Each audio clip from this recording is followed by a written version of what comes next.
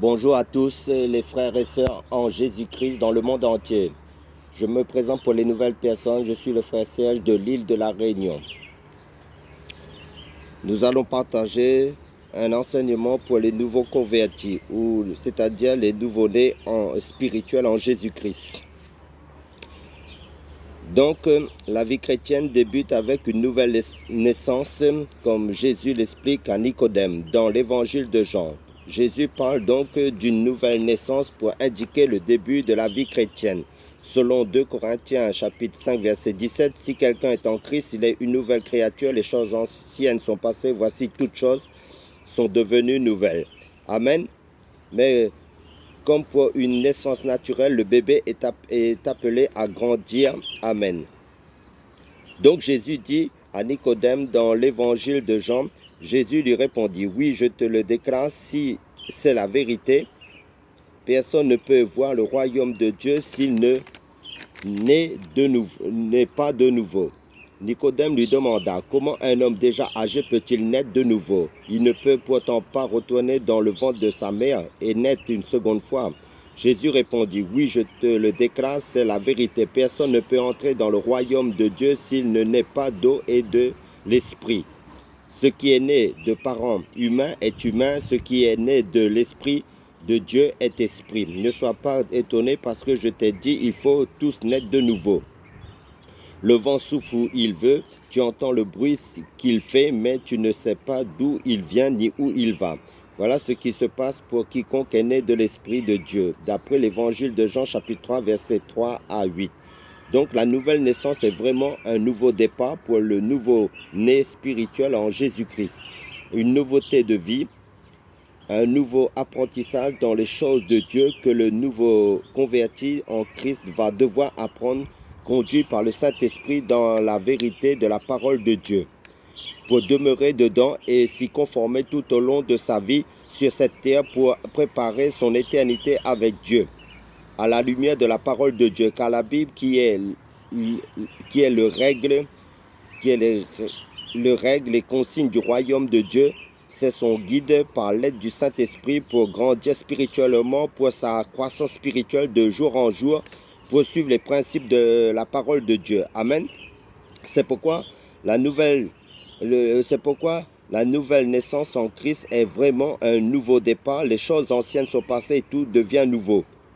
Bien longtemps avant, dans l'Ancienne Alliance, Dieu avait mentionné cela par le biais de son prophète Ézéchiel, avait déjà en son temps annoncé ce changement de cœur, qui nous dit dans Ézéchiel chapitre 11, verset 19, « Je leur donnerai un nouveau cœur et je mettrai en vous un esprit nouveau. J'ôterai de leur corps le cœur de pierre et je leur donnerai un cœur de chair. » Et ce qui revient en parallèle dans la nouvelle alliance en Jésus-Christ, à la similitude de 2 Corinthiens chapitre 5 verset 17, si quelqu'un est en Christ, il est une nouvelle créature, les choses anciennes sont passées, voici toutes choses sont devenues nouvelles. Amen, alléluia. Donc une fois né, le bébé spirituel en Christ doit grandir, entrer dans le processus de croissance spirituelle au quotidien.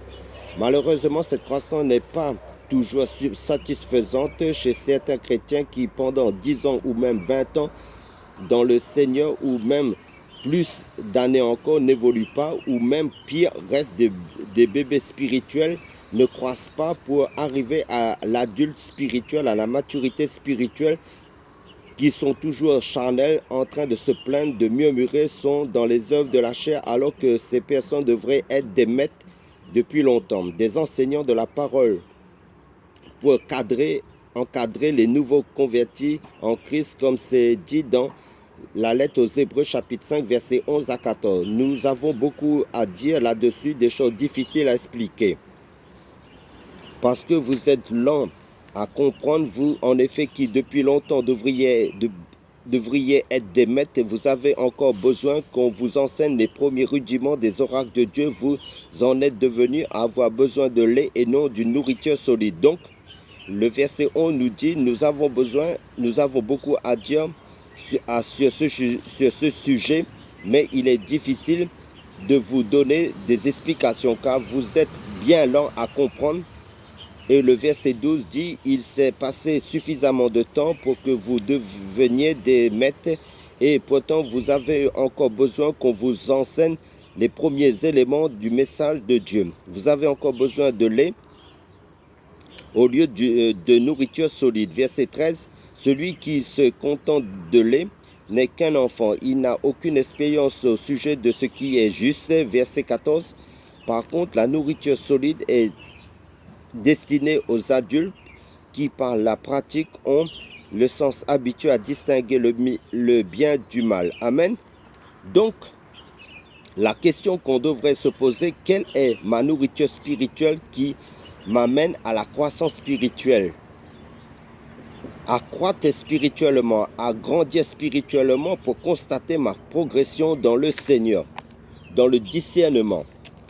Parce que plus j'avance dans le Seigneur, plus je discerne entre ce qui est bien et ce qui est mal selon la parole de Dieu et à pratiquer le bien.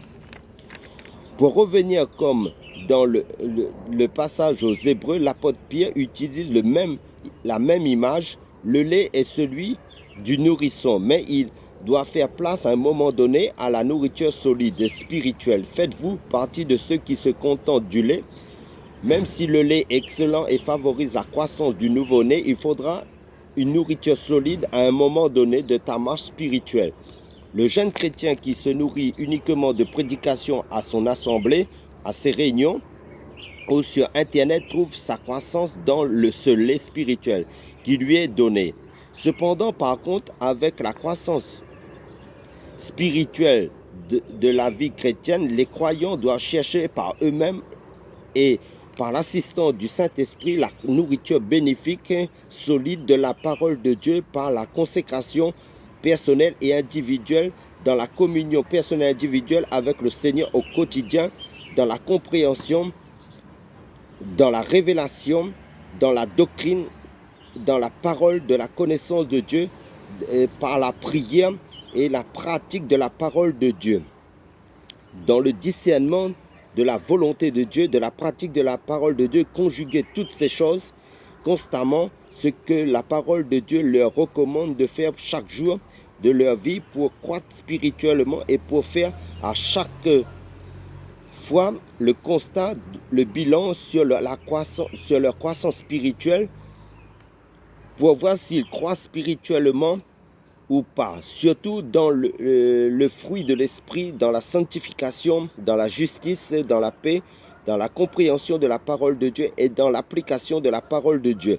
Parce que la parole de Dieu, dans le livre de l'Apocalypse, nous dit que celui qui est saint se sanctifie encore et que celui qui pratique la justice pratique encore la justice. Donc Dieu veut une vie de progression, de gloire en gloire, de progrès en progrès dans la parole de Dieu, dans ce que la parole de Dieu nous recommande. Et la lettre aux Romains chapitre 12 verset 2, le Seigneur nous dit « Ne vous conformez pas au siècle présent, mais soyez transformés par le renouvellement de l'intelligence afin que vous discerniez quelle est la volonté de Dieu, ce qui est bon, agréable et parfait. » Et tout cela se trouve dans les Écritures saintes de la Bible, de Genèse jusqu'au livre d'Apocalypse. La lettre de Timothée, de 2 Timothée, chapitre 3, verset 16, nous dit « Toute écriture de la Bible est inspirée de Dieu et utile. Toute écriture, c'est-à-dire la Bible, est inspirée de Dieu et utile pour enseigner, pour convaincre, pour corriger, pour instruire dans la justice, afin que l'homme de Dieu soit accompli et propre à toutes bonnes œuvres. » Donc nous voyons la croissance spirituelle.